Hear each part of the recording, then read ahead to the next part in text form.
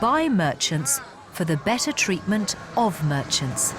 Better treatment than either the lowly working Indians or the indigenous Africans. Looking through today's prism, it's not difficult to see how there might be disappointment that Gandhi's campaigning at this stage wasn't more inclusive. It wasn't for all South Africa's Indians, and it certainly didn't touch black South Africans at that time. But he did address the injustice that was there before him at a time when there was no pan-South African struggle.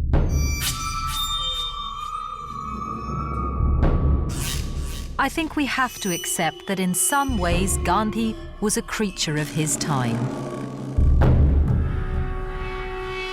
The second charge levelled against him dates from the Boer War. He's accused of inconsistency in the way he applied his own principle of non-violence.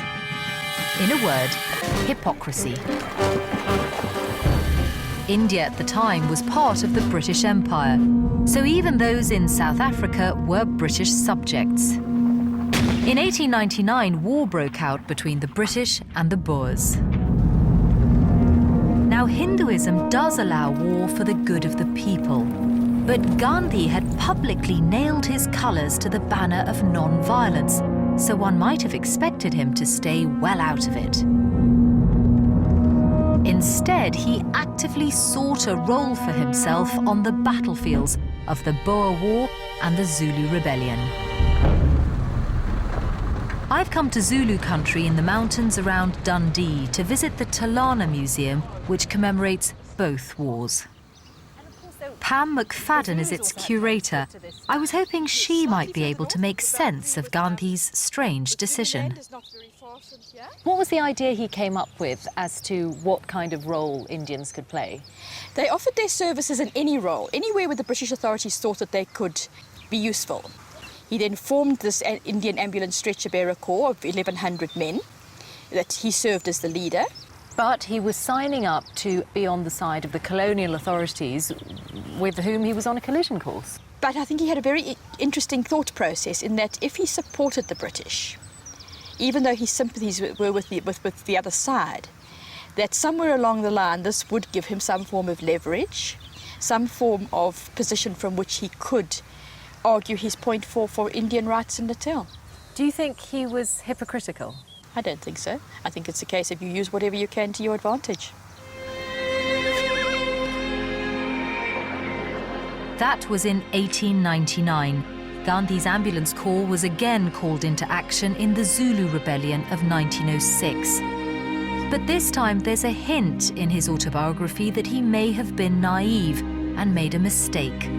For the Zulus were hopelessly ill-matched in terms of weaponry and totally outnumbered by the British forces. The Boer War had not brought home for me the horrors of war with anything like the vividness that the rebellion did. This was no war but a manhunt. To hear the soldiers' rifles exploding like crackers in innocent hamlets was a trial.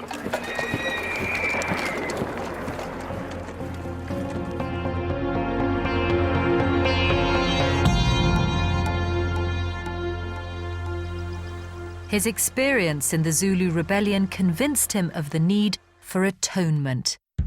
But that would lead to a third charge: cruelty to his own wife and family.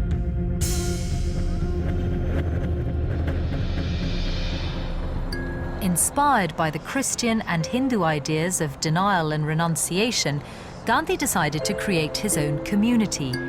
Here at Phoenix, just outside Durban, he could live a devout life dedicated to God.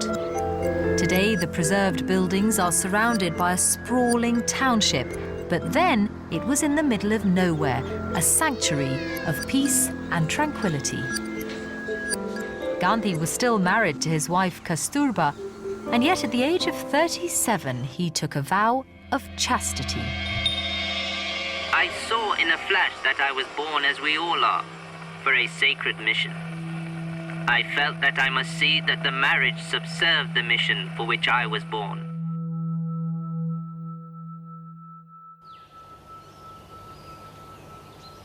Gandhi's granddaughter Ela grew up in Phoenix and still lives here in South Africa. She's a peace activist in her own right, was held under house arrest under the apartheid regime, and to this day upholds the Gandhian principles of passive resistance.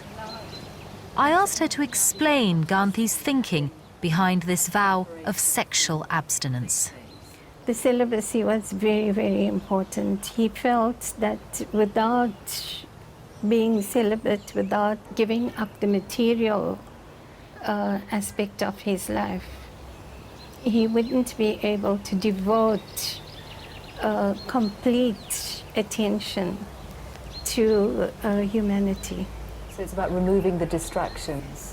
Removing the distractions, exactly. And that is everything in the environment, the material wealth, you know, and his personal life, personal attachments, and so on. Gandhi had removed the distraction of sex, but the charge of cruelty arises because he also vowed to divest himself of all emotional ties to his wife and children. Almost overnight, they were downgraded from family to mere followers of the future Mahatma.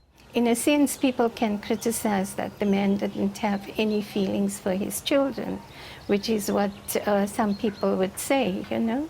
On the other hand, here's a person who is now working for the community, and whatever he had was for the benefit of the community.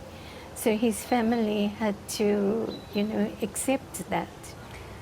Did they mind? Did you ever see any evidence that your father and his brothers minded? I don't think anyone, you know, most of my family accepted the reality that this is how it is, this is how we live. The Phoenix settlement was all about Gandhi putting his new ideals into practice, focusing on the simpler things in life, renouncing the finer things, battling against human desire, all part of the process which he thought improved the person. But it can't have been easy for those around him. It's easy, with the benefit of hindsight, to be critical of Gandhi for compromising his private life as much as his principles.